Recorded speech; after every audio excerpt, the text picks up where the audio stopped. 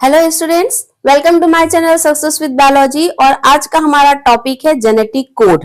ठीक है, तो सीधे हम अपने टॉपिक पे आते हैं। जेनेटिक कोड क्या है? तो हमने ट्रांसक्रिप्शन देखा। आपको मालूम है ट्रांसक्रिप्शन में क्या होता है? डीएनए से एमआरएनए का फॉर्मेशन होता है। ठीक है, अब जो एमआरएनए बन रहा है, मान लीजिए ये एमआरएनए है, क्योंकि ये क्या होता है? सिंगल स्टैंडर्ड होता है। तो एमआरएनए में आपने देखा डीएनए के सामने उसमें क्या होता है? यहाँ पर वैसे ही एमआरएनए का फॉर्मेशन होता है जैसा डीएनए में। मान लीजिए डीएनए में यहाँ पर क्या है? ए है, तो यहाँ पर क्या आएगा? यू।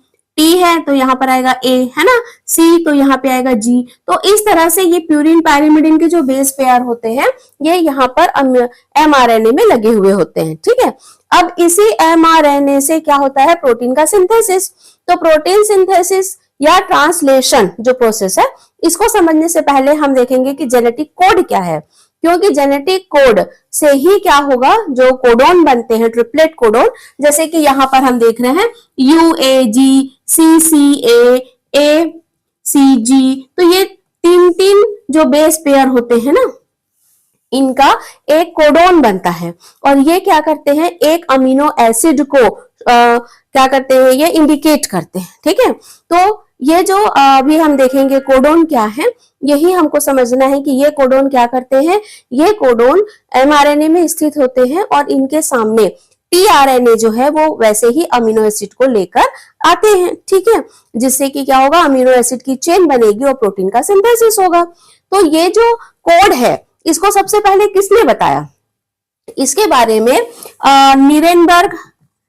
नीरेनबर्ग, खुराना एंड हॉली, ये जो साइंटिस्ट हैं, इनको ये ट्रिपलेट कोड के ऊपर, है ना, जब इन्होंने डिस्कवर किया तो इनको 1968 में नोबेल प्राइज मिला था। ठीक है, और जो टर्म है ट्रिपलेट कोड, ये दिया था जॉर्ज गैमो ने। ठीक है, तो ये जो है सबसे पहले क्या था? देखो, पता तो था नहीं कि हमारा जेनेटिक मटेरियल है डीएनए, उसको खोज किया, फिर जाना कि हाँ डीएनए है। तो अब ये कैसे नेक्स्ट जनरेशन में जाता है? तो डीएनए से क्या होता है? एमआरएनए बनता है, और एमआरएनए से फिर प्रोटीन का सिंथेसिस, और प्रोटीन अमीनो एसिड के फॉर्म में हमारे कैरेक्टर अगले जनरेशन में जाते हैं। ठीक है ना?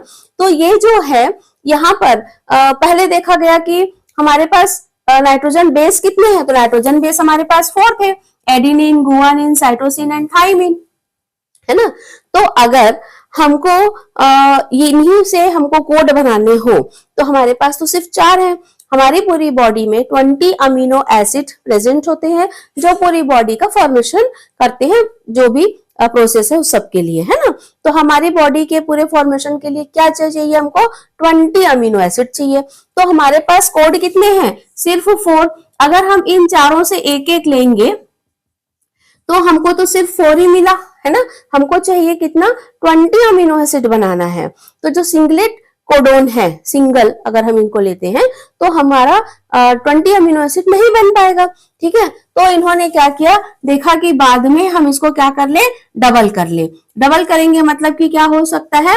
4 into 4 तो कितना हो जाएगा? 16। ठीक है, अब इसको अगर हम डबल करें तो कैसा बनेगा?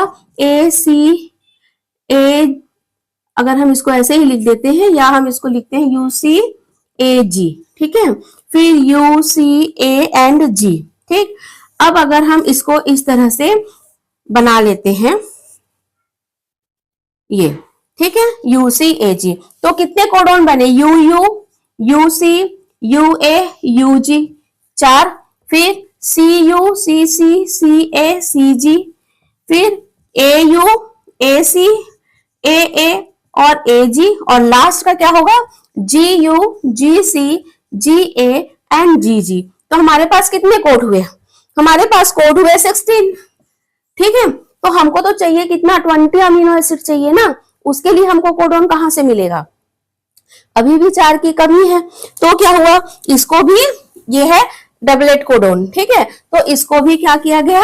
रिजेक्ट किया गया। ठीक, फिर उसके बाद, है ना, उसके बाद क्या देखा गया कि हम इसको ट्रिपल करके देखते हैं, ट्रिपल कोडोन बनाकर देखते हैं। तो कैसा बनेगा ट्रिपल कोडोन? मैं आपको बस एक थोड़ा सा ये बता देती हूँ। UCA and G। ठीक है, फिर वही होगा यू सी, इधर भी वही बनेगा ए एंड जी, ऐसे, ठीक। और यहां पर हम क्या करेंगे, देखिए ये हो गया है ना। अब ये हो गया फर्स्ट पोजीशन, ये है सेकंड पोजीशन, और इधर पे जो होगा ये होगा थर्ड पोजीशन। तो यहां पर हम क्या करेंगे, यू सी ए एंड जी ऐसा बनेगा, ठीक है। अब देखो, अब कैसे हम इसको ट्रिपल कोड बना सकते हैं, U U U, U U C, U U A and U U G. याद कुछ नहीं करना, हमको याद नहीं करना है, सब अपने आप ही यहाँ पे बनेगा, है ना। आपको सिर्फ याद रखना शुरू में कि हमको ये यूसीएजी ऐसा लिखना है, क्योंकि एमआरएनए में थाइमिन की जगह यूरेसिल होता है, इसलिए हम यू ले रहे हैं, है ना। अब यहाँ पर ये कितने बने, 4। ऐसे ही यहां पर आ जाएगा, तो U C U, U C C, U C A, U C G ऐसा, फिर यूसी ए ऐसा करके यहाँ पे आ जाएगा, sorry U A U, U A C, U A and U A G, ठीक। फिर U G U, U G C, U G A, U G G. तो इस तरह से हमारे पास कितने कोडोन हो गए, देखिए 4,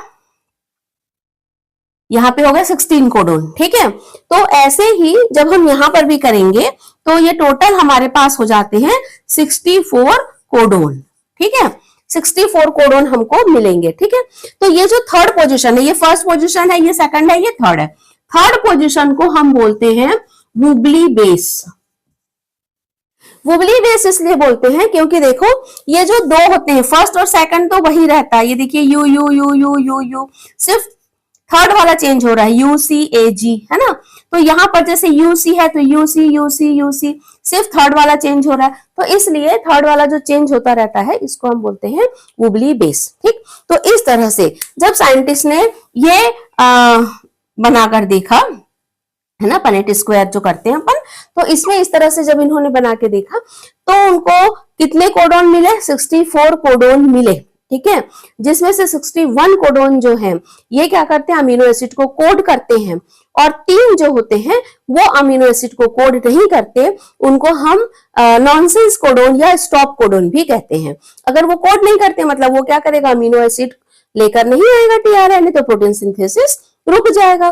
तो इस तरह से ये जो नीरेनबर्ग, खुराना और हॉली है, इन्होंने क्या किया, ये ट्रिपलेट कोडोन जो है इन्होंने दिया, ठीक। अब इसके कैरेक्टर क्या क्या है ये आपको समझ में आ गया होगा, चार्ट है ना। ऐसे ही आपको ये सी के साथ, ए के साथ और जी के साथ भी बनाने हैं, ठीक है। अब हम देखते हैं कि जो कोडोन है, ट्रिपलेट कोडोन, इनका वो क्या है, फीचर्स। ये हो गया सिंगलेट कोडोन, ये डबलेट कोडोन में 16 और ट्रिपल कोडोन में हो गया 64 हमको कोडोन मिलते हैं, ठीक है। अब ये जो है फीचर्स ऑफ जेनेटिक कोड या ट्रिपलेट कोड, इसका कैरेक्टर क्या है, फीचर्स क्या है। तो सबसे पहला है कोड डीजेनरेसी। कोड डीजेनरेसी का मतलब क्या होता है, कोड डीजेनरेसी का मतलब ये है कि ये जो कोड है उसके लिए, है ना, जो कोडोन है अमीनो एसिड को लाने के लिए एक से ज्यादा कोडोन भी हो सकते हैं एक अमीनो एसिड के लिए, ठीक है। तो एक अमीनो एसिड को मान लीजिए AUG है ना, AUG मिथियोनिन को कोड करता है तो मिथियोनिन को ही कोड करेगा, ठीक है। लेकिन कभी कभी ऐसा होता है कि एक से ज्यादा कोडोन होते हैं एक ही अमीनो एसिड को जो कोड करते हैं, जैसे कि यहाँ पर दिया हुआ है ल्यूसीन, सेरीन एंड आर्जिनिन, ये जो 3 अमीनो एसिड हैं उसको 6 कोडोन है जो इसको कोड करते हैं। तो एक से ज्यादा कोडोन भी हो सकते हैं, क्योंकि 64 है ना मेरे पास। मान लीजिए कि 3 स्टॉप कोडोन है तो भी हमारे पास 61 है, ठीक है। हमको अमीनो एसिड कितने चाहिए, 20 चाहिए ना, तो हमारे पास इतना एक्स्ट्रा है। तो वो जो एक्स्ट्रा है वो क्या काम करेगा, कोडोन, वो भी क्या करेगा, बाकी दूसरे अमीनो एसिड को ही कोड करेगा, ठीक है। चलिए, फिर है कोड यूनिवर्सैलिटी। यूनिवर्सैलिटी मतलब ये है कि किसी भी एनिमल में कोई भी एनिमल हो, उनमें जो जेनेटिक कोड है वो सब में सेम रहेगा। जैसे कि AUG मिथियोनिन को कोड करता है, तो वो मैमल्स में भी मिथियोनिन को कोड करेगा। मैमल्स के दूसरे एनिमल हैं, उनको ह्यूमन के अलावा उनके में भी वही कोड है, कोडोन है जो मिथियोनिन को कोड करता है, सब में सेम ही होंगे। ठीक है, ये है यूनिवर्सैलिटी। फिर है कॉमालेस। अब देखिए यहाँ पे जो हमने लिखा था, ये mRNA बनाया था ना, तो इनके बीच में कोई भी कॉमा है क्या? नहीं है। तो यहाँ पर कोई कॉमा नहीं है, कोई भी पंक्चुएशन यहाँ पर नहीं है। मान लीजिए किसी कारण से ये G जो है वो डिलीट हो गया, म्यूटेशन वगैरह हो जाता है तो डिलीट हो जाता है, तो यहाँ पर अब कोडोन क्या हो जाएगा? UAC CAA, इस तरह से कोडोन चेंज हो जाएगा, है ना। तो यहाँ पर कोई पंक्चुएशन नहीं होता है। ठीक। Non overlapping.